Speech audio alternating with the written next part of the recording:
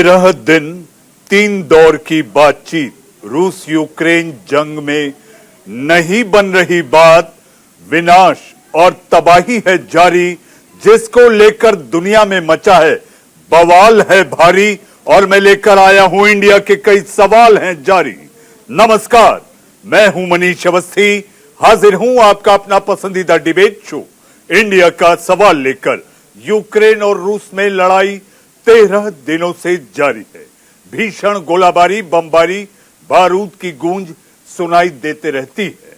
युद्ध रोकने की जितनी भी कोशिशें हो रही है वो किसी न किसी वजह से नाकाम होती जा रही हैं। रूस यूक्रेन में 3 दौर की बात हुई लेकिन कोई हल नहीं निकला। कई राष्ट्राध्यक्षों ने सुलह की कोशिश भी की, उसमें हमारे प्रधानमंत्री नरेंद्र मोदी जी ने भी फोन पर ज़ेलेंस्की और पुतिन से बात की 35 और 50 मिनट, लेकिन राह नहीं निकली। युद्ध से हो रही तबाही इस बीच बदस्तूर जारी है। 3 राउंड बातचीत फेल होने के बाद एक बार और यूक्रेन और रूस के प्रतिनिधि 10 मार्च को मिलेंगे। क्या 10 मार्च को हल निकलेगा? तबाही थमेगी? अपने मेहमानों से बातचीत का सिलसिला शुरू करें उससे पहले रूस यूक्रेन जंग को लेकर इंडिया का सवाल की ये रिपोर्ट।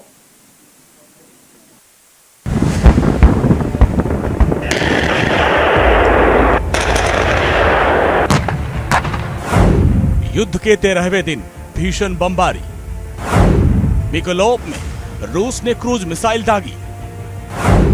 एक और ऑयल डिपो को बनाया निशाना।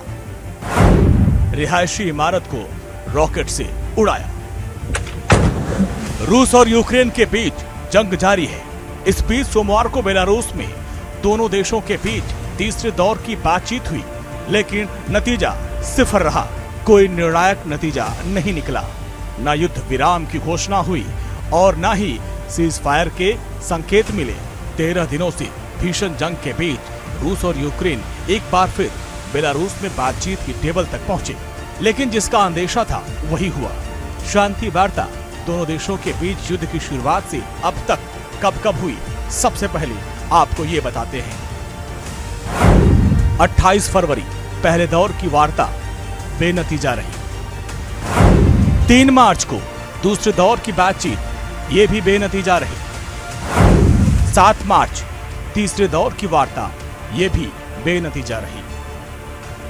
रूसी और यूक्रेनी डेलीगेशन के बीच हुए तीसरे दौर की वार्ता में रूसी डेलीगेशन का नेतृत्व रूसी राष्ट्रपति के सहयोगी व्लादिमीर, उप विदेश मंत्री एंड्री रुडेंको, उप रक्षा मंत्री अलेक्जेंडर फोमिन, बेलारूस में रूसी राजदूत बोरिस ग्रिज़लोव और अंतर्राष्ट्रीय मामलों की राज्य ड्यूमा समिति के अध्यक्ष लियोनिद स्टेल्की शामिल थे।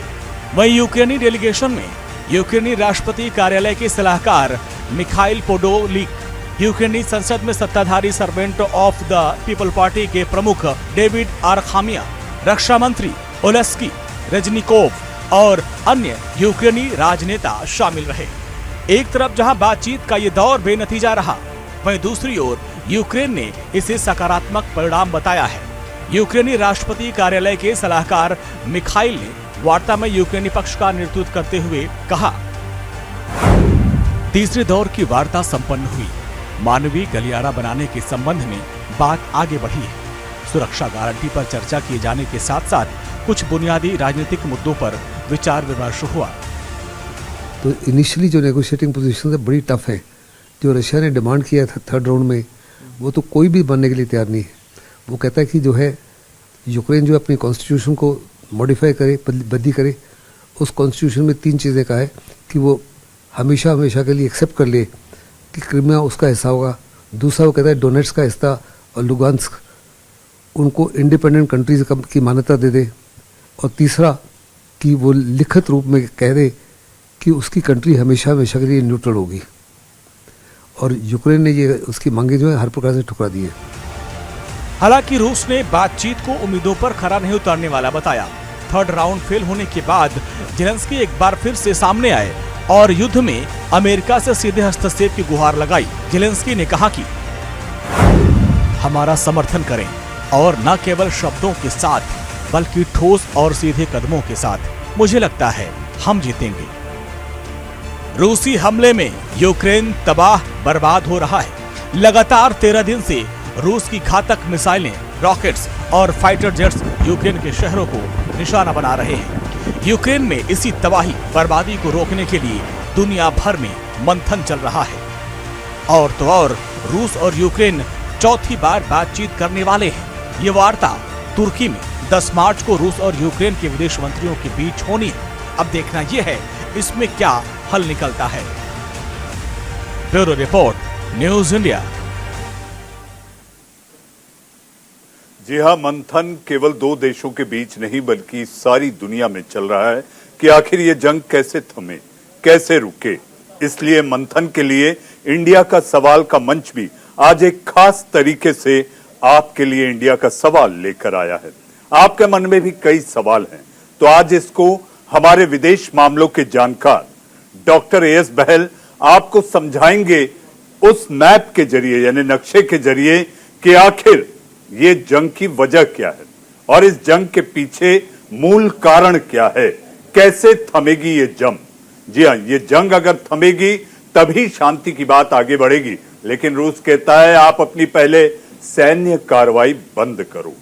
हमारे साथ मेहमान के रूप में यह हमला न केवल यूक्रेन पर है बल्कि यह हमला आपकी और हमारी जेब पर है।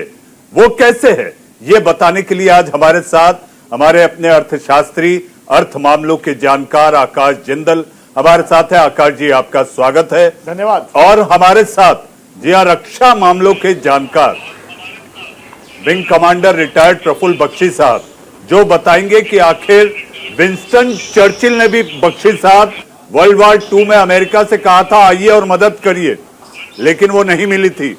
ज़ेलेंस्की की भी स्थिति कुछ ऐसे ही है। इस पर मैं आपसे चर्चा करूंगा, लेकिन आज सबसे पहले इंडिया का सवाल के इस कार्यक्रम में नए अंदाज में आखिर इस जंग की वजह क्या बताएंगे डॉक्टर एएस बहल। डॉक्टर बहल, देखिए, बहुत ही अच्छा प्रश्न है ये, और इसको समझने के लिए हमें थोड़ा समय पहले जाना पड़ेगा। 1991 जब सोवियत यूनियन डिसइंटीग्रेट हुआ और उसमें जो उसका दूसरा सबसे बड़ा रिपब्लिक था वो था यूक्रेन। और ये जो सबसे बड़ा रिपब्लिक है, ये रिपब्लिक ना केवल जनसंख्या में बट एरिया में भी सबसे बड़ा था। और ये एक ब्रेड बास्केट भी है, यानी कि यहाँ पे गेहूं और आटा और ही जो इस तरह के कृषि के उत्पादन है वो बहुत बड़ी मात्रा में यूरोप और दूसरे देशों में एक्सपोर्ट किए जाते हैं, निर्यात किए जाते हैं। तो जब 1991 दिसंबर 1991 में यूक्रेन अलग हुआ, उस समय 2 वर्ल्ड बाइपोलर था।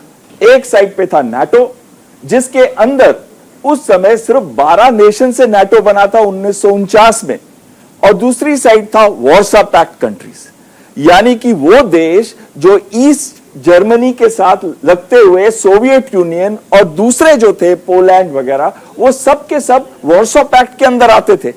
पर जब सोवियत यूनियन डिसइंटीग्रेट हुआ तो नाटो की एक्चुअली कोई थ्रेट ही नहीं रहेगी। लेकिन जो नाटो का विस्तार है वो रुका नहीं। पहले पोलैंड, फिर हंगरी, फिर चेकोस्लोवाकिया, फिर लिथुआनिया, फिर एस्टोनिया, फिर बहुत सारे जो देश थे जो पहले वॉर्सा पैक्ट में थे या कुछ सोवियत यूनियन में थे, वो धीरे धीरे नाटो के साथ मिलते गए। ये 1999 और 2002 में हुआ। ये जो नाटो की विस्तारवादी नीति जो थी पूर्वी डायरेक्शन में, पूर्वी दिशा में, उससे रशिया को लगा कि उसकी जो सुरक्षा की नींव है वो कहीं ना कहीं हिल रही है। और जब यूक्रेन में प्रेसिडेंट ज़ेलेंस्की आए अप्रैल 2019 में, तो उन्होंने सबसे पहले स्टेट लैंग्वेज की यूक्रेनियन और उसके बाद ईयू और नाटो को ज्वाइन करने के लिए अपना रिक्वेस्ट या प्रपोजल दिया। रशिया को यह लगा कि आप अपनी सुरक्षा को बढ़ा रहे हो, लेकिन साथ साथ में मेरी सुरक्षा की नींव जो है वो कहीं ना कहीं ढीली पड़ रही है। और इस वजह से कई कोशिशें की रशिया ने। पहले नाटो को भी रिक्वेस्ट किया कि आप यूक्रेन को नाटो में ना शामिल करें, और उसके बाद उन्होंने अपनी डिप्लॉयमेंट शुरू कर दी क्रीमिया में। क्रीमिया जो 2014 तक रशिया का हिस्सा नहीं था। 2014 में रशिया ने इसको अपने कब्जे में ले लिया और इसके अंदर 71% जो लोग हैं वो रशियन मूल के हैं। उसके बाद 21 फरवरी को उन्होंने लुहांस्क और डोनेस्क, ये 2 जगहें हैं, इन 2 को इंडिपेंडेंट या फ्री रिपब्लिक घोषित कर दिया। आपको एक चीज मैं बताना चाहूंगा, इस यूक्रेन की टोटल पॉपुलेशन जो है वो है 43 मिलियन, 4 करोड़ और 38 लाख। इसमें से जो 83 लाख लोग हैं वो रशियन मूल के हैं, यानी कि 19% जो लोग हैं वो रशियन मूल के हैं। उनका ज्यादातर कॉन्सेंट्रेशन इन एरियाज में, आप ये देखिए एक क्रिसेंट शेप है, इस एरियाज के अंदर है। तो रशिया जब इनको इंडिपेंडेंट रिपब्लिक घोषित किया तो उन्होंने अपना स्पेशल मिलिट्री ऑपरेशन, उन्होंने कहा, जबकि ये प्रॉपर युद्ध था और पीस कीपिंग फोर्स की तरह लुहांस्क और डोनेस्क में अपने लोगों को भेजा। तो पर ये यहीं पे नहीं रुका, ये पूरा का पूरा युद्ध का शेप ले लिया। वोल्गोग्राड से, रोस्टोव से और रशिया के दूसरे हिस्सों से ये अटैक्स किए गए। ना केवल इन हिस्सों से अटैक्स किए गए, ये अटैक्स सी के द्वारा भी किए गए, जो कि क्रीमिया से भी हुए और उसके बाद सी के द्वारा दूसरे एरियाज जो साउथ में पड़ते हैं यूक्रेन के, उन पे भी हुए। तो अगर आप हम देखें कि कहां पे सबसे ज्यादा तेज और तीव्र युद्ध हो रहा है, तो सबसे ज्यादा तेज और तीव्र युद्ध हो रहा है खार्किव के अंदर, जो कहीं ना कहीं पूरा का पूरा ध्वस्त सा हो गया है। इसकी पॉपुलेशन 15 लाख थी, ज्यादातर सब रशियन थे, लेकिन अब तक भी खार्किव के ऊपर कब्जा नहीं कर पाया है रशिया।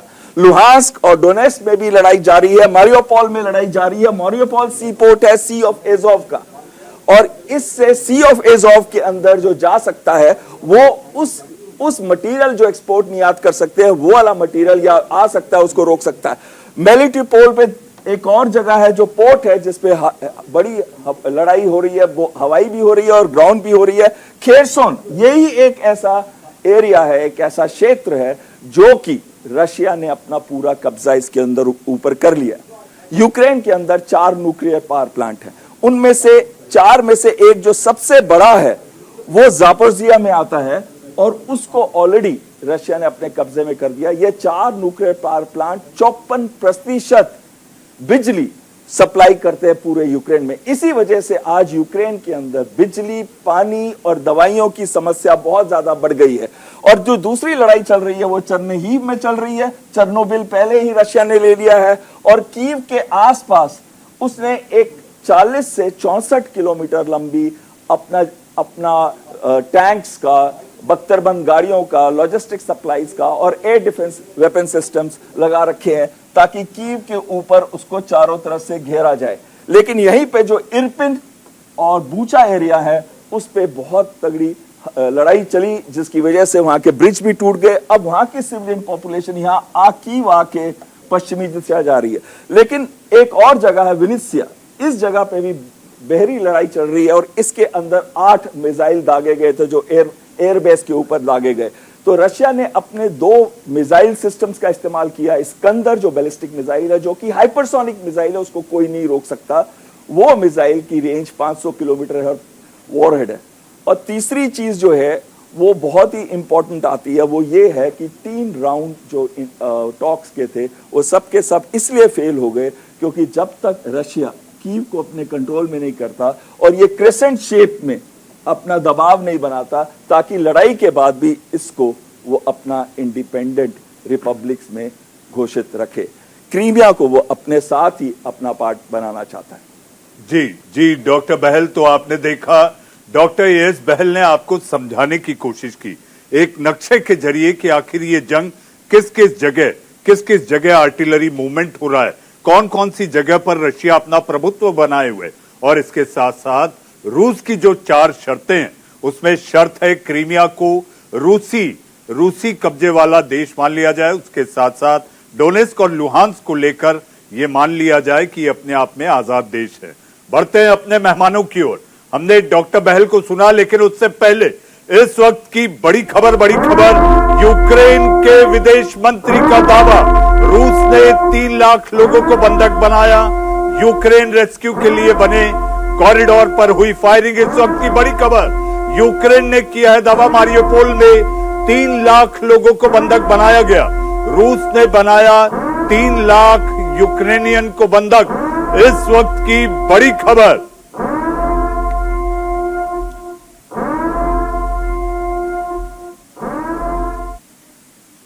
जी हां, हमले जारी हैं यूक्रेन में, लेकिन हमला आपकी और हमारी जेब पर भी हो रहा है।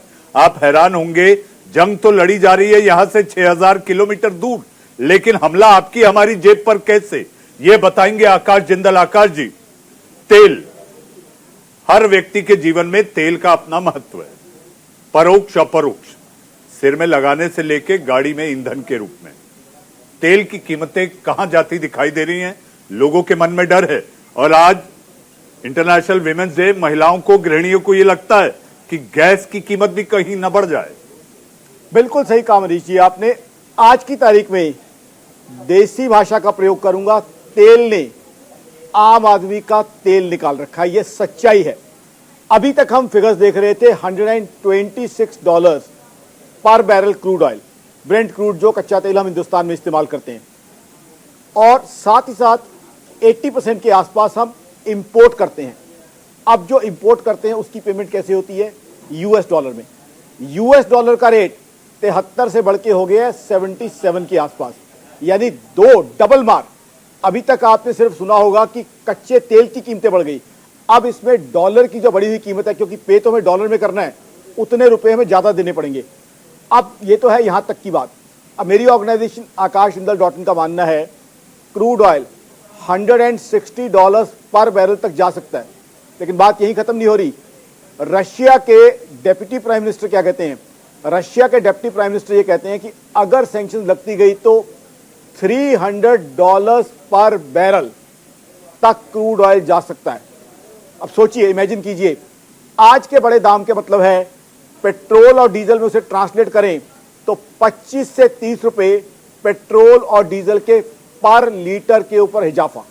अगर इतना पर लीटर बढ़ जाता है तो उसका मतलब क्या है? जितने घर के कंज्यूमेबल हैं, दूध हैं, सब्जियां हैं, सब की सब महंगी हो जाएंगी। अब दूध हर घर में आना है, चाय हर घर में करनी है, सब्जी हर घर में बननी है, LPG, as Manish ji rightly said, LPG पे बनना है। सरसों का तेल भी महंगा हुआ है, ठीक है कुछ फसल आ गई है, बट सरसों का तेल भी महंगा हुआ है क्योंकि डॉलर महंगा हुआ है और सरसों का तेल 60% के आसपास हम इंपोर्ट करते हैं। तो सब्जी घर तक पहुंचनी महंगी, उसका पकाना महंगा, जिस तेल में पकनी है वो भी महंगी। तो इसका मतलब है आपकी थाली तक पहुंचते पहुंचते सब्जी बहुत महंगी हो जाएगी और इसका असर हर व्यक्ति पे पड़ेगा। वो व्यक्ति जो रशिया यूक्रेन के समाचार में इंटरेस्ट भी नहीं लेता कि मैंने क्या लेना है, हजारों किलोमीटर दूर कुछ हो रहा है, उस पे भी इसका इंपैक्ट पड़ेगा। मेरी ऑर्गेनाइजेशन akashjindal.in का मानना है देश की जीडीपी 0.5% तक डाउन जा सकती है और इन्फ्लेशन 1% सीपीआई जो आपको इंपैक्ट करती है वहां तक बढ़ सकती है, यानी महंगाई बढ़ सकती है। महंगाई बढ़ने का मतलब है बेरोजगारी बढ़ना। और बात सिर्फ इतनी नहीं है कि अगर 24 घंटे 48 घंटे में युद्ध खत्म हो गया साथ ही साथ सब कुछ खत्म हो जाएगा, ये नहीं, ये हिंदी फिल्म नहीं है, ये तो कुछ कहानी और है। अगर युद्ध 48 घंटे में खत्म भी हो गया तो सैंक्शंस का असर 6 से 8 महीने तक रहेगा। इमेजिन कीजिए 120 रुपए लीटर पेट्रोल या 125 रुपए लीटर पेट्रोल, 115 लीटर डीजल आने वाले 6 से 8 महीने तक क्या हालत होगी। ऑलरेडी महंगाई बहुत ज्यादा है, 12.96% WPI इन्फ्लेशन आज की तारीख में महंगाई का डेटा है। सोचिए जब ये बढ़ जाएगी तो क्या होगा। आज सरकार के पास भी बहुत ज्यादा कुछ नहीं है आपको देने के लिए, कंपनसेट करने के लिए, क्योंकि सरकार भी कोरोना से लड़ते लड़ते सरकार का खजाना भी काफी हद तक खर्च हो चुका है। बजट इस बात का गवाह है। डेफिसिट यानी सरकारी घाटा, सरकार की कमाई और खर्चे के बीच का जो डिफरेंस है 6% से ऊपर था बजट के समय, यानी ग्लोबल स्टैंडर्ड से कहीं ज्यादा ऊपर। यानी कुल मिला के आकाश जी ये कहा जाए कि आप जिस तरह से आंकड़े बता रहे हैं, समझा रहे हैं, अर्थशास्त्र के नियम को आप बता रहे हैं कि आखिर इस जंग के इफेक्ट इस जंग का असर आने वाले कई महीनों तक होगा। अगर ये जंग आज अगर थम भी गई तो आपका ये मानना है कि कई महीनों तक इसका खामियाजा आपको और हमको भुगतना होगा। जी हाँ, यानी कि आकाश जिंदल, आसमान फाड़ने वाली महंगाई आपके लिए इंतजार कर रही है। ये जंग के इफेक्ट्स आप ये कह रहे थे। आकाश जी, आपके पास आएंगे wing commander retired Praful Bakshi साहब।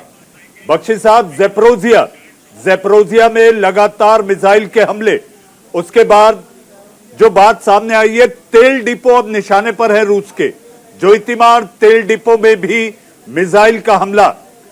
आखिर प्रफुल्ल बख्शी साहब, तेल डिपो, ज़ेपोरिज़िया न्यूक्लियर प्लांट, ये सारी बातों पर निशाना बनाकर रूस क्या चेता रहा है? क्या वो कमर तोड़ना चाहता है ज़ेलेंस्की और यूक्रेन की कि आप अपने तेल, आपके संसाधन पर हमारी नजर है और ये हम आपकी कमर तोड़ रहे हैं?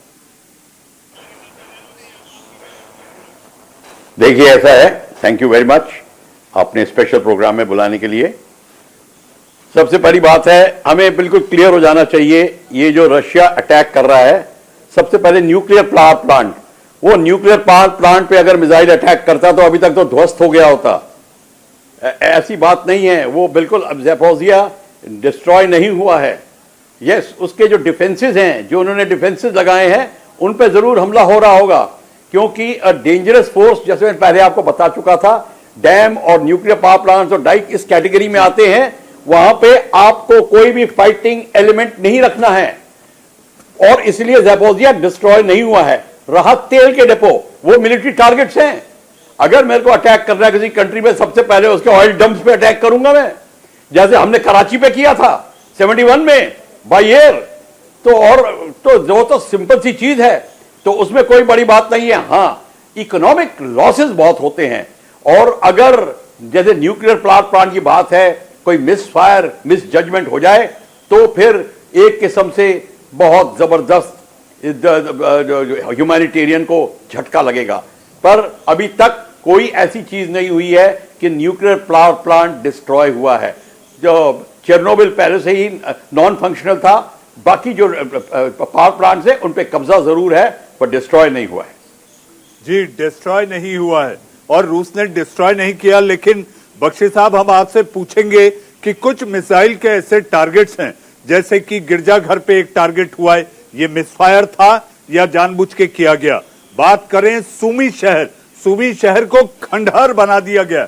हालांकि सीजफायर के तहत कुछ घंटों की रियायत दी गई थी कि आप शहर खाली कर दें। आपके पास इन सवालों के साथ आऊंगा बख्शी साहब। उससे पहले इस वक्त की एक और बड़ी खबर, सायरन बज चुका है। यूक्रेन के राष्ट्रपति ज़ेलेंस्की का बयान सामने आया है, रूस ने सीज फायर का उल्लंघन किया है। इस वक्त की बड़ी खबर, ज़ेलेंस्की का बयान, रूस ने सीज फायर यानी कि युद्ध विराम का उल्लंघन किया। दुनिया दूर खड़ी रही तो हार जाएंगे, हम अधिकारों की लड़ाई लड़ रहे हैं, यानी अपने अस्तित्व की लड़ाई लड़ रहे हैं, हमें दुनिया को बचाना है। ज़ेलेंस्की का सबसे बड़ा बयान, इस वक्त की बड़ी खबर। डॉक्टर बेल, देखिए, लड़ाई के अंदर truth is the first casualty. ये हम नहीं कह सकते किसने सबसे पहले फायरिंग शुरू की होगी, लेकिन ज़ेलेंस्की और जो मीडिया है, इंटरनेशनल मीडिया, वो ज्यादातर वेस्टर्न मीडिया है, तो जो भी ज़ेलेंस्की बोलते हैं वो प्रेशर डालने के लिए बोल रहे हैं रशिया के ऊपर। ये जरूरी नहीं है कि रशिया ने ही सीज फायर तोड़ा हो, क्योंकि रशिया ने खुद कहा है कि मैं आपको ह्यूमैनिटेरियन कॉरिडोर दे रहा हूं और वो कभी नहीं चाहेगा कि ये कॉरिडोर टूटे। तो कौन सच बोल रहा है इस समय हम नहीं कह सकते हैं, ये तो लड़ाई के बाद ही, युद्ध के बाद ही पता चलेगा कि ये सीज फायर को किसने तोड़ा था। जी, किसने तोड़ा था, लेकिन ज़ेलेंस्की एक भावनात्मक अपील भी कर रहे हैं। एक टीवी इंटरव्यू, जो कि पहला टीवी इंटरव्यू है किसी पश्चिमी देश के एक टीवी जर्नलिस्ट को उन्होंने इंटरव्यू दिया, उसमें कहा है आज मेरी बारी है तो कल तुम्हारी पारी है, आ जाओ मेरे साथ युद्ध में, मेरा साथ दो, वरना तुम्हारा भी हर्ष ऐसे ही होगा। किसे कह रहे हैं डॉक्टर बहल? वो देखिए, ये अगेन पॉलिटिकल प्रेशर लगा रहे हैं दूसरी कंट्रीज पे, नाटो और यूरोपियन कंट्रीज पे, कि तुम आज हमारा साथ दो, अपनी फोर्सेस को हमारे साथ दो, नो फ्लाइट जोन्स बनाओ, हमारे को फाइटर एयरक्राफ्ट दो। तो ये एक प्रेशर है उनकी साइड से। जहां तक मेरी एनालिसिस है, रशिया का लिमिटेड एम है और उसने बहुत क्लियरली स्पेसिफाई किया है कि यूक्रेन युद्ध को रोके, उसके बाद क्रीमिया का रशिया का पार्ट को माने और रिपब्लिक जो दो है लुहांस्क और डोनेस्क उनको इंडिपेंडेंट समझे और नाटो को कभी ज्वाइन ना करे, न्यूट्रल रहे। बस रशिया का यही एम है, इससे आगे रशिया नहीं जाएगा। जी, रूस इससे आगे नहीं जाएगा, लेकिन जेलेंस्की कहते हैं लिथुआनिया, लताविया ये सारे मुल्क भी हो सकते हैं जो रूस के निशाने पर रहेंगे हमारे बाद, यानी कि यूक्रेन के बाद। पूर्व राजनयिक और विदेश मामलों के जानकार जिन्होंने आज आपको बताया और समझाया नक्शे के जरिए कि आखिर इस पूरे जंग की जड़ क्या है। डॉक्टर एएस बहल हमारे साथ, बाजार विशेषज्ञ, जी हां, बाजार को काफी करीब से जानने वाले, अर्थशास्त्र को समझने वाले, वो अब बता रहे हैं कि आखिर आपकी जेब पर किस तरह से हमला हो रहा है और अगर बचना है, अपनी जेब को बचाना है तो उसके उपाय क्या होंगे। और जंग के मैदान से, जी हां, आखिर रूस किस तरह से हमला कर रहा है। यूक्रेन दावा कर रहा है कि उसने रूस के 80 लड़ाकू विमान मार गिराए हैं। इसमें कितनी सच्चाई है बताएंगे विंग कमांडर रिटायर्ड, जी हां, जो कि खुद एक लड़ाका पायलट रहे हैं, यानी कि फाइटर पायलट रहे हैं, ऐसे प्रफुल्ल बख्शी साहब। सबसे पहले आकाश जी, ब्रेक के पहले मैंने कहा था इस समय आम भारतीय को, एक आम इंसान को जानना है कि आखिर इस जंग का उसके जीवन, उसके परिवार, उसके आस पड़ोस पर क्या असर पड़ने वाला है। बड़े दुख के साथ ये बताना पड़ रहा है, कड़वी सच्चाई है। लोग हैरान हो गए जब मैं कहूंगा कि वो जो मिसाइल्स आप रेगुलरली टीवी पे देख रहे हैं, उनमें से मेरे दोस्त, मेरे भाई, मेरे बहन, एक मिसाइल ऑलरेडी आपके घर पे गिर चुकी है। जी हाँ, वो कैसे गिर चुकी है? बेटा जवान हो गया था, अच्छे से इंजीनियरिंग और एमबीए की पढ़ाई कर ली थी, बहुत अच्छे नंबर आए थे। अब उम्मीद थी कि बेटे को 80,000 या लाख रुपए की नौकरी मिल जाएगी, क्योंकि पेट काट काट के बेटे को पढ़ाया था, मेहनत से वो अच्छे नंबर लेके आया था। लेकिन अब वो मिसाइल ऐसे गिरी है कि अब शायद, दर्द के साथ कहना पड़ रहा है, बेटे को वो नौकरी ना मिले, 4 या 6 महीने इंतजार करना पड़े। वो कैसे? अब इन्फ्लेशन बहुत ज्यादा बढ़ जाएगी, सरकार भी बहुत ज्यादा टैक्स ब्रेक्स नहीं दे सकती पेट्रोल और डीजल पे। उसका इंपैक्ट क्या होगा? उसका इंपैक्ट ये होगा, जीडीपी ग्रोथ, यानी इकोनॉमी, यानी देसी भाषा की बात करूं, मंदी आ जाएगी। सरकार अपनी तरफ से पूरी कोशिश कर रही है, मोदी साहब की सरकार ने पूरी तरह से देश को संभालने के लिए कोशिश की है, जान लगाई है, लेकिन मंदी आएगी तो मंदी की वजह से नौकरियां कम हो जाएंगी। नौकरियां पहले ही कम थी, इलेक्शंस के टाइम लगातार ये मुद्दे पे मुझसे सवाल पूछे जाते रहे हैं, अब वो नौकरियां और कम हो जाएंगी। इसीलिए कहता हूं दर्द के साथ, दुख के साथ, कि उनमें से एक मिसाइल मेरे और आपके घर के आंगन में भी गिर चुकी है। ये एक कड़वी सच्चाई है। और एक और चीज जो सबको हैरान करेगी, आज इस महंगाई से परेशान कौन है? हिंदुस्तान तो परेशान है ही है, अमेरिका, दुनिया की सबसे बड़ी इकोनॉमी, सबसे पावरफुल इकोनॉमी भी इस महंगाई से परेशान है। और अब जो रशिया के डिप्टी प्राइम मिनिस्टर कह रहे हैं $300 पर बैरल, वो परिकथा की बात नहीं कर रहे हैं, वो कुछ ऐसी बातें कर रहे हैं जो संभावित हैं। हो सकता है इसके बाद चाइना अपना प्रेम प्यार, अपना लव अफेयर ताइवान के साथ शुरू कर दे, बिकॉज अमेरिका ने दुनिया को कहा कि क्रूड ऑयल थोड़ा बेचिए ताकि तेल का दाम कम आए, महंगाई कम हो। चाइना ने उल्टा खरीदना शुरू कर दिया। अब वो क्या कर रहा है? शायद वो इसलिए कच्चा तेल ले रहा है क्योंकि ताइवान के साथ अगर कुछ प्रेम प्यार उसे करना है तो उसके पास कच्चे तेल के रिसोर्सेज नहीं है। यानी बात डराने वाली है, तकलीफ वाली है, लेकिन कड़वी सच्चाई है, आने वाले समय में पेट्रोल, डीजल, रसोई गैस के रेट बहुत बहुत बढ़ने की संभावना है। आकाश जी, ये डर और इस डर का जो एक साया है वो दिखाई दे रहा है कि कीमतें बढ़ेंगी।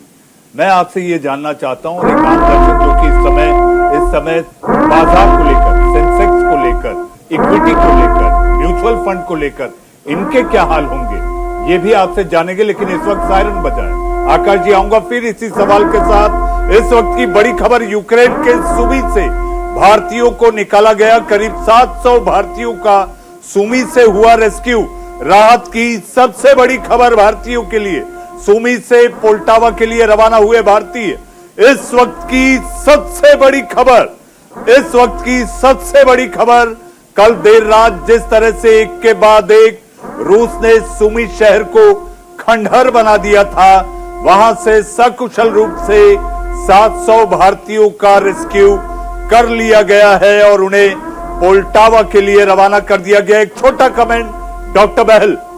देखिए, बहुत दिनों से हम इन बच्चों की वेट कर रहे थे, बहुत यातनाओं से ये गुजर रहे थे। और भारत की जो विदेश नीति इस समय बहुत अच्छी काम आई है, जो उन्होंने इतना बड़ा प्रेशर बनाया रशिया के ऊपर भी और यूक्रेन के ऊपर भी, कि हमारे भारतीय छात्रों की सुरक्षा और उनको पुल्टावा से लेके आना ये कोई आसान काम नहीं है। सूमी के ऊपर complete rocket attack, missile attack और बहुत अलग अलग तरीके से उसके ऊपर हमले बोले जा रहे थे। उसके दौरान के बीच एक ह्यूमैनिटेरियन कॉरिडोर बनाना और वहां से बसों में हमारे जो भारतीय छात्र फंसे हुए हैं उनको लेके आना पोल्टावा, और उससे फिर पश्चिम क्षेत्रों की तरफ बढ़ना, ताकि वो दूसरे देशों से या दूसरे इलाकों से, हमने तो रशिया से भी ये ले लिया था कि अगर आपके पास से आए, क्योंकि सूबी से रशिया बहुत पास में है, वहां से भी आए तो वहां से भी भारतीय छात्रों को लाया जा सकता है। जी हाँ डॉक्टर बहल, मुझे ऐसा लगता है हमारे प्रधानमंत्री की विदेश नीति, भारत की विदेश नीति, जिस तरह से प्रधानमंत्री ने जेलेंस्की से 35 मिनट, रूसी राष्ट्रपति व्लादिमीर पुतिन से 50 मिनट बात की, तो मुझे लगता है कि यही एक असरदार बातचीत 700 लोग जो फंसे हुए थे सुमी से, उनकी सेफ रिहाई, यानी कि सुरक्षित रूप से पोल्टावा की ओर 700 भारतीय सकुशल अपनी वतन वापसी की ओर एक एक कदम आगे बढ़ रहे हैं। डॉक्टर बहल, आपके पास कुछ और सवाल के साथ आऊंगा। आकाश जी, जो मैंने आपसे सवाल ब्रेकिंग के पहले पूछा था, हम चाहेंगे कि आप उसे समझाएं, तो मैं प्रफुल्ल बख्शी साहब के पास जाऊंगा। बख्शी साहब, आ रहा हूं जी। सवाल आपका है सेंसेक्स को लेके, स्टॉक मार्केट को लेके। आम आदमी जिसने इन्वेस्ट कर रखा है अपनी गाड़ी खून पसीने की कमाई मार्केट में, और वो सेंसेक्स 62,500 के आसपास पहुंचने के बाद 52,000 पे आ गया। लोगों को अपना पैसा गिरता हुआ, कम होता हुआ दिख रहा है, लेकिन कड़वी सच्चाई ये है पूरे वर्ल्ड की इकोनॉमी इस वजह से डाउन जा रही है और आगे भी डाउन जाने की संभावना है। एक चीज और बता दूं, बात नेगेटिव है, यूक्रेन का एक्चुअल डैमेज अभी टीवी कैमरास दिखा रहे हैं, लेकिन फाइनेंशियल असेसमेंट जब वॉर खत्म हो जाएगी तब आकाश जिंदल जैसे लोग करेंगे, और मेरे हिसाब से फाइनेंशियल असेसमेंट कहीं ज्यादा डेंजरस होने वाली है, कहीं ज्यादा खराब होगी। दूसरी बात शेयर मार्केट से रिलेटेड है, वो इनडायरेक्टली रशिया ये युद्ध ऑलरेडी हार चुका है। जी हाँ, मैं फाइनेंशियल टर्म से बात कर रहा हूं। फाइनेंशियल टर्म ये कह रहे हैं आकाश जी कि रूस ये युद्ध जीत कर भी हार जाएगा? बिल्कुल, बहुत सही आपने पकड़ा Manish ji, this is the exact thing. आज की तारीख में रशिया युद्ध जीत जाएगा, हम सबको पता है। 24 घंटे, 48 घंटे, 72 घंटे, जिस तरीके से उनकी माइट है, जिस तरीके से पावर है, जिस तरीके से सपोर्ट नहीं मिल रही यूक्रेन को, लेकिन ये हाल वही होगा जो आपने Manish ji second world war का जिक्र किया था। इंग्लैंड एक तरफ था, जर्मनी एक तरफ था। जर्मनी बहुत बुरी तरह हारा, जर्मनी तो बहुत बर्बाद हुआ ही, लेकिन इंग्लैंड का भी बहुत फाइनेंशियल लॉस हुआ था। फायदा किसने कमाया था? फायदा अमेरिका ने कमाया था, जो युद्ध के पहले 5 साल दोनों को हथियार बेचता रहा था। यानी युद्ध की आज तक की हिस्ट्री है, दोनों पक्ष हारे हैं, और जितना लंबा खिंचता है दोनों पक्ष हारते ही। आपको एक बात बताऊंगा, आप जब इस बात का, इस पूरे युद्ध का जो विश्लेषण कर रहे हैं, इसमें हमारे बीच मौजूद एक panelist, wing commander retired Praful Bakshi साहब, लगातार इंडिया का सवाल कार्यक्रम में जब जब आपने शिरकत की है, आपने इसी बात पर जोर दिया है कि ये केवल और केवल जो जंग है, ये युद्ध है, ये व्यापार है हथियारों का। इसी को लेकर ये जंग है कि आखिर अमेरिका इससे खुद को कैसे बेनिफिट करे। आप बात आगे बढ़ाएं आकाश जी, तो मैं बख्शी साहब की पास। जी, तो बात वही है, अमेरिका सेकेंड वर्ल्ड वॉर में पहले 5 साल हथियार बेचता रहा, पैसे कमाता रहा। उसके बाद सेकेंड वर्ल्ड वॉर के बाद हम सबको पता है अमेरिका वर्ल्ड की सबसे पावरफुल इकोनॉमी बना, जो आज तक वो तमगा उसके पास है। तो कहने का मतलब है अब रशिया को जो डैमेज होगा, वो डैमेज रशिया का नहीं होगा, सारी दुनिया पे उसका इंपैक्ट पड़ेगा। बिकॉज 10% के आसपास क्रूड ऑयल पूरी दुनिया का वो प्रोड्यूस करता है। अब उसका इंपैक्ट कहां पड़ेगा? उसका इंपैक्ट पड़ेगा हमारी शेयर मार्केट पे। हमारी शेयर मार्केट में, क्योंकि दुनिया भर के इन्वेस्टर इन्वेस्ट करते हैं, अमेरिकन भी, यूरोपियन भी, जाहिर सी बात है पैसा पुल आउट होगा, वो अपने वतन पैसा वापस लेना चाहेंगे, घबराहट होगी। इकोनॉमी जब डाउन जाएगी तो शेयर मार्केट तो डाउन जाएगी ही, तो शेयर मार्केट के लिए और तकलीफदेह वक्त आ सकता है। बिकॉज शेयर मार्केट भी अब एक ग्लोबल मंडी है, यहां दिल्ली मुंबई के इन्वेस्टर नहीं पैसा लगाते, पैसा लगाता है वो व्यक्ति जो सिडनी में बैठा हुआ है, न्यूयॉर्क में बैठा हुआ है, तेपे में बैठा हुआ है। तो ग्लोबल जो मेल्टडाउन है उसका स्टॉक मार्केट के ऊपर इंपैक्ट आएगा, जो आज की तारीख में हम देख रहे हैं। इसलिए मैं बार बार कहता हूं पहले दिन से, world is integrated. Second world war में और आज में थोड़ा सा फर्क क्या है कि उसका इंपैक्ट लोकलाइज था। उस समय दुनिया आपस में उतनी जुड़ी हुई नहीं थी, और आज की तारीख में हर कंट्री दूसरी से जुड़ी हुई है। इवन आप सदर्न अमेरिका की कंट्रीज लगा लें, अफ्रीका की कंट्रीज लगा लें, ऑस्ट्रेलिया की कंट्री लगा लें, ये युद्ध से सैकड़ों किलोमीटर दूर बैठी हुई है, हजारों किलोमीटर दूर बैठी हुई है, उनके ऊपर भी इंपैक्ट आएगा। तो ये युद्ध सबके लिए डैमेज है, सारी दुनिया इसको हारेगी। रशिया तो हारेगा ही हारेगा, यूक्रेन तो जो है, जो बर्बादी उनके साथ हो रही है, क्योंकि युद्ध जितना लंबा चल गया है वो बहुत खराब है। हमारे प्रधानमंत्री साहब ने बहुत अच्छा एफर्ट किया है, सैल्यूट आप प्राइम मिनिस्टर, कि उन्होंने पीस की कोशिश की, लेकिन जो हालात दिख रहे हैं हमें, पीस नहीं मिल रही, तो बर्बादी सबकी होगी, किसी की कम होगी, किसी की ज्यादा होगी। तो स्टॉक मार्केट में भी हो सकता है स्टॉक मार्केट आने वाले समय में और ज्यादा डाउन जाए, एक संभावना है जी, और ज्यादा डाउन जाए, यानी कि निचले स्तर पर डिप होगा। आकाश जी, आऊंगा आपके पास। बख्शी साहब, ब्रेक के पहले मैंने कहा था कि आखिर यूक्रेन ये दावा कर रहा है, बड़ी हैरानी होती है कि महाशक्ति रूस जैसी महाशक्ति के 60 फाइटर प्लेन, 70 से 80 वो ये कह रहा है कि हमने हेलीकॉप्टर मार गिराए। क्या यूक्रेन के लिए ये सब कुछ इतना आसान है, या ये केवल एक प्रोपोगेंडा है, वार प्रोपोगेंडा के तहत मनोबल गिराने की यूक्रेन की और ज़ेलेंस्की की एक साजिश?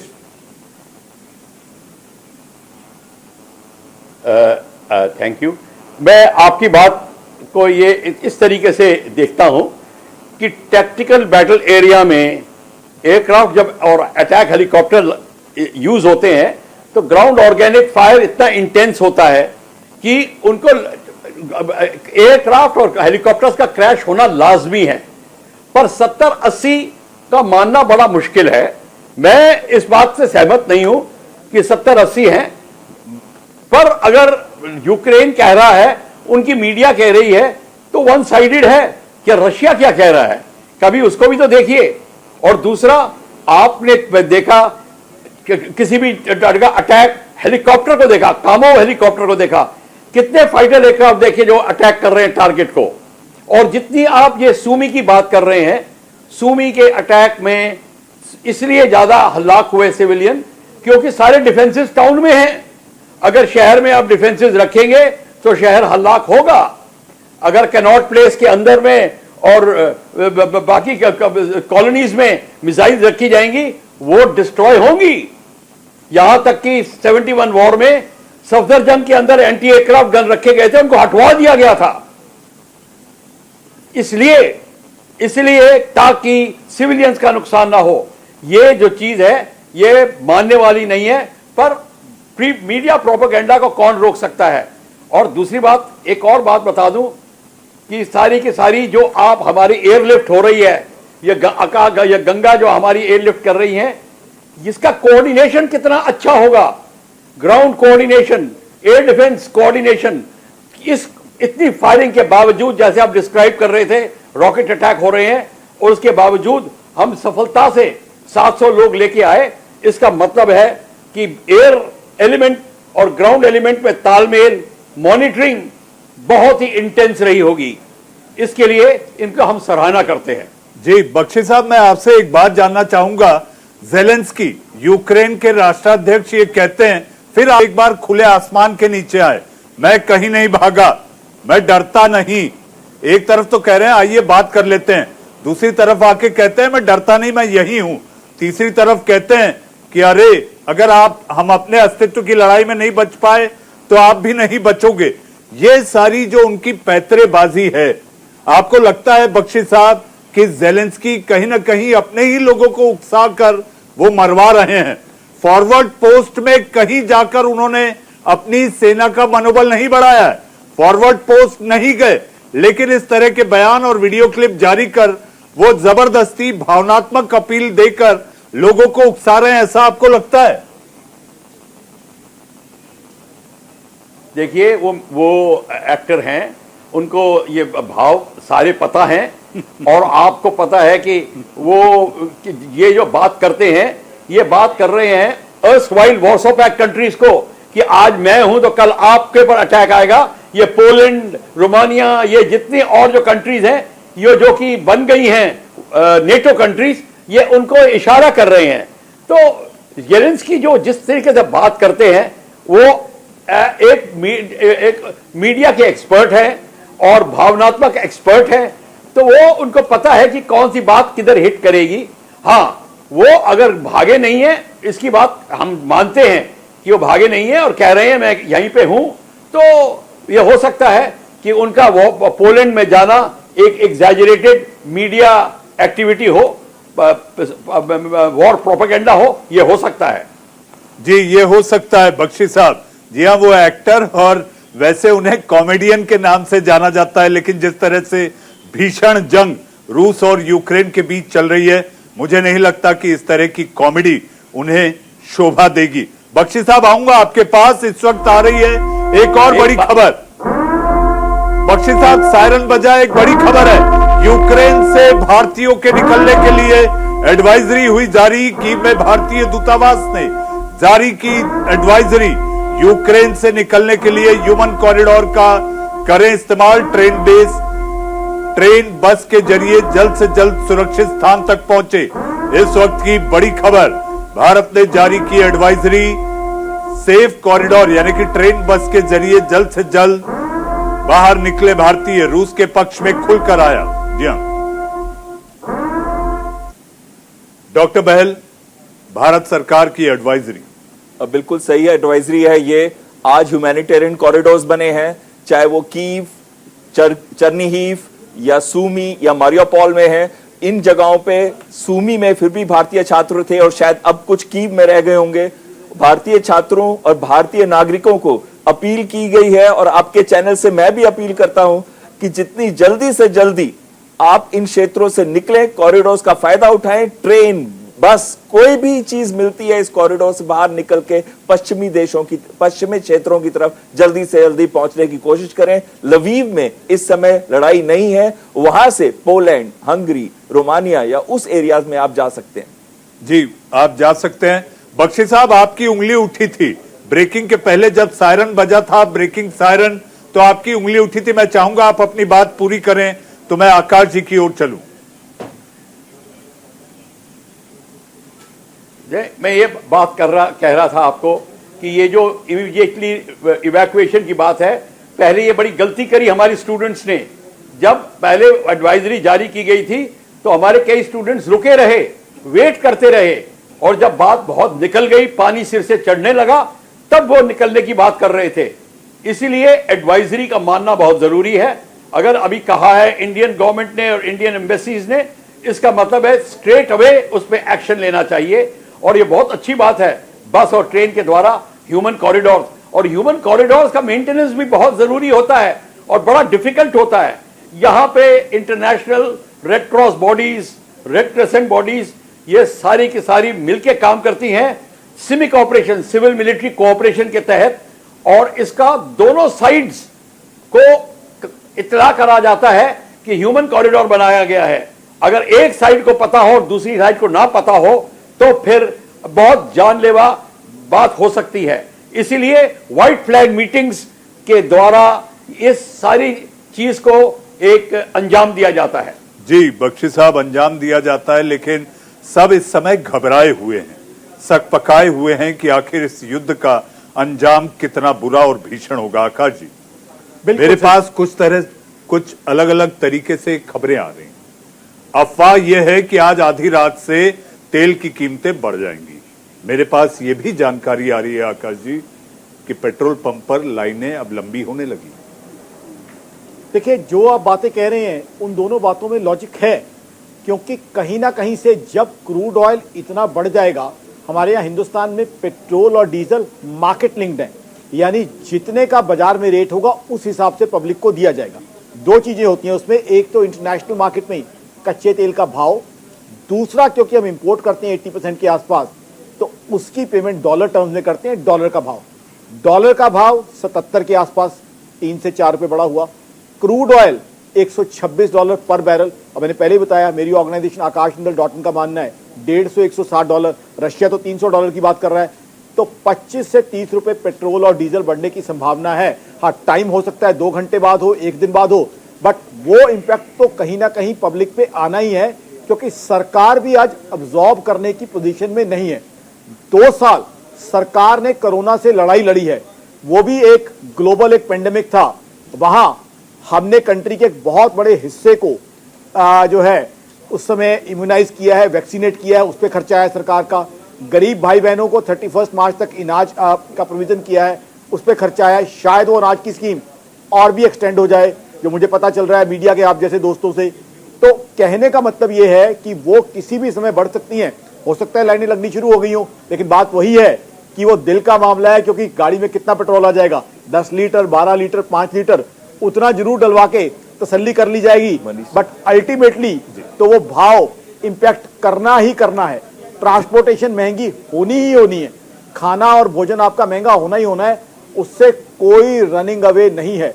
और वो कुछ दिनों की बात नहीं है, वो बात कुछ महीनों की है। यानी गाने की वो लाइन आकाश जी मुझे याद आती है, महंगाई डायन खाए जाते हैं।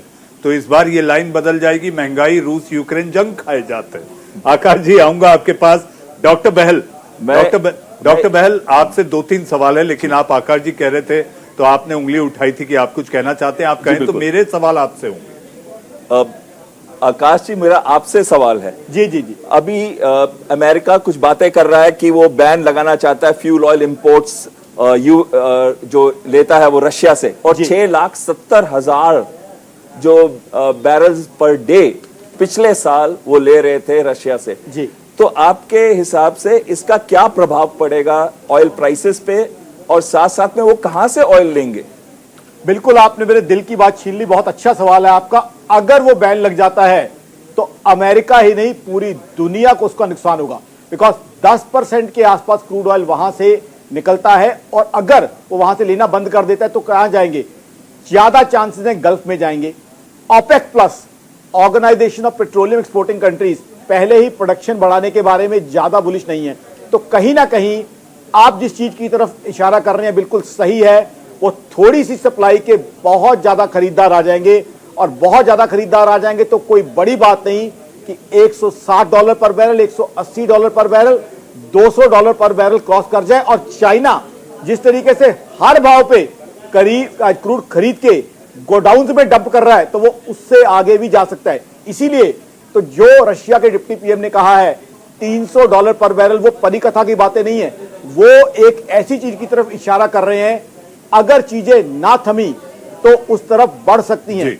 कहीं ना कहीं अब इंटरनेशनल रेजोल्यूशन इसका आना बहुत जरूरी है। जो चीज हमारे प्रधानमंत्री साहब ने कही, जो की उन्होंने, अगर सारे ग्लोबल लीडर्स को फॉलो करते हैं तब जाके दुनिया का कहीं ना कहीं कल्याण या कयामत से सब बच पाएंगे। जी, कयामत से सब बच पाएंगे, लेकिन कयामत से कयामत तक।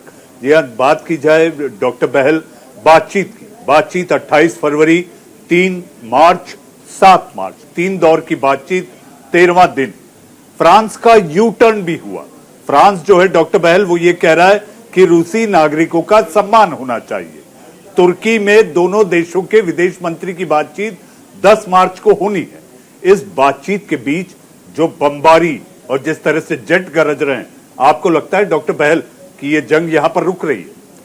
देखिए, ये जितने भी वार्तालाप अब तक हुई है, ये सारी की सारी वार्तालाप में दोनों पक्षों ने अपनी अपनी पोजीशन को क्लियरली स्टेट किया है, और रशिया की जो पोजीशन थी वो आपने अभी अपने चैनल के माध्यम से सभी को बताई है। तो ये सिचुएशन क्लियर होने के बाद यूक्रेन को अब भी लगता है कि ये वॉर खिंच सकता है, और यूक्रेन तो एक मोहरा है। ये वॉर तो एक्चुअली अमेरिका और नाटो उसको उकसा रहे हैं कि हम आपके साथ हैं, लेकिन हम आपके साथ हैं तो उसके साथ लड़ते नहीं है, सिर्फ उसको इक्विपमेंट देते हैं। और कहीं ना कहीं अब यूक्रेन भी उस स्थिति में आ गया है कि अगर इस टाइम पे वो बैक डाउन कर जाता है और रशिया की सारी बातें मान लेता है, तो फिर कहीं ना कहीं जो इनका एक फेस और एक इमेज बनाई है, एक इन्होंने जो ब्रेव लीडर की इमेज बनाई है, वो कहीं ना कहीं खराब हो जाएगी। और रशिया का अगर हम देखें, इतनी बड़ी लड़ाई करी, इतने 2 लाख के करीब उनकी फौजें अंदर आ गई हैं, इतने हवाई हमले, 15 के करीब शहर तब तबाह बर्बाद हो गए, और इस समय अगर वो बैक डाउन कर जाते हैं और अपने जो पॉलिटिकल एंड स्टेट या ऑब्जेक्टिव्स पे नहीं जाते, तो कहीं ना कहीं पुतिन की इमेज भी खत्म हो जाएगी और उनका पॉलिटिकल करियर भी खत्म हो जाएगा। और जो बादशाहत है, जिस बादशाहत को लेकर उन्होंने पूरे पश्चिमी देशों को एक तरह से आंखें तरेरी हैं, तो वो कहीं कमजोर हो जाएगी, जो रूस नहीं चाहेगा, क्योंकि चीन उसके पीछे है, ये दुनिया जानती है। डॉक्टर बहल, ये कूटनीति का विषय है, इस पर हम आगे भी चर्चा करेंगे। बख्शी साहब, आप कुछ कहना चाह रहे थे, मुझे शो खत्म करना है।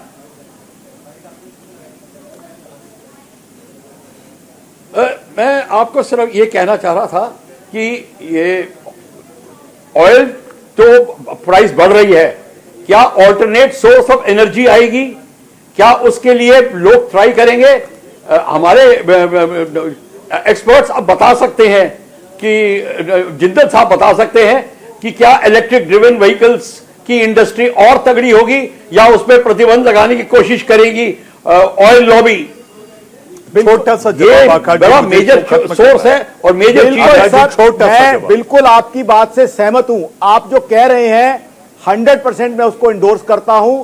इलेक्ट्रिक व्हीकल्स आने चाहिए, सोलर व्हीकल आने चाहिए और उसकी तरफ हम बिल्कुल बढ़ेंगे। बस सर जी। फर्क इतना सा है, उसके लिए हमें समय चाहिए। बट जो आप डायरेक्शन जी। की बात कर रहे हैं, आपकी डायरेक्शन से मैं पूरी तरह 100% सहमत हूं। जी, आकाश जिंदल जी, आपने अर्थशास्त्र को, इस जंग के अर्थशास्त्र की आपने एक एक बारीकियां समझाई। हमारे साथ डॉक्टर बहल, आखिर ये जंग क्यों, इसकी जड़ तक आपने एक एक बात बारीकी को समझाई, वो भी नक्शे के जरिए। इंडिया का सवाल कार्यक्रम में आज हमारा प्रयास था कि आखिर 13 दिन से चल रही ये जंग के मायने क्या हैं, क्यों चल रही है जंग और कितनी खिंचेगी। हमारे साथ आखिर युद्ध की रणभूमि से किस तरह से रूस के अटैक चल रहे हैं, फॉरवर्ड पोस्ट पर किस तरह रूस एक एक कदम बढ़ रहा है की के करीब, इसको लेकर प्रफुल्ल बख्शी साहब ने, विंग कमांडर रिटायर्ड, आपने बताया। आप सबका बहुत बहुत धन्यवाद। लेकिन जाते जाते मैं केवल इतना कहना चाहूंगा, जी हां, यूक्रेन कहता है नाटो और पश्चिमी देशों से, आप तो कहते हैं हम साथ साथ आपके हैं, लेकिन यूक्रेन पूछता है, यानी कि ज़ेलेंस्की पूछते हैं हम आपके हैं कौन? जी हां, लेकिन शो खत्म करने से पहले यूक्रेन युद्ध में जारी है, युद्ध की भयानक विभीषिका के बीच एक ऐसी भी तस्वीर सामने आ रही है जो इंसानियत को जिंदा होने का सबूत भी दे रही है, सकारात्मक का संचार करती है। ऐसे में यूक्रेन युद्ध में एक सैनिक का वीडियो वायरल हो रहा है। इस वीडियो में सैनिक महिला को प्रपोज करता है।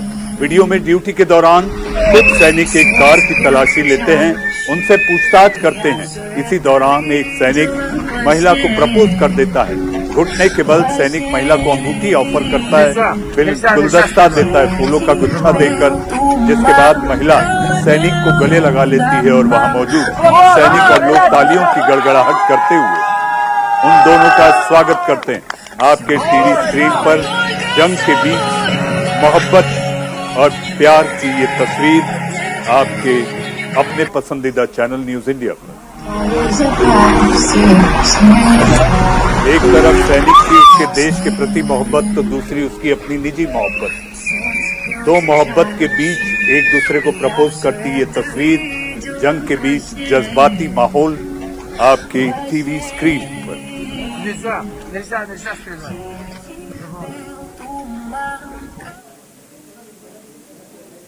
शो खत्म करने से पहले आज दुनिया की महिला शक्ति को इंडिया का सवाल की टीम और मेरी ओर से कोटि कोटि बधाई। जी हां, वक्त है एक छोटे से ब्रेक का। ताजा तरीन खबरों के साथ साथ रूस और यूक्रेन जंग के मैदान की हर अपडेट को लेकर आएंगी मेरी सहयोगी नितिशा बंसल, एक छोटे से ब्रेक के बाद।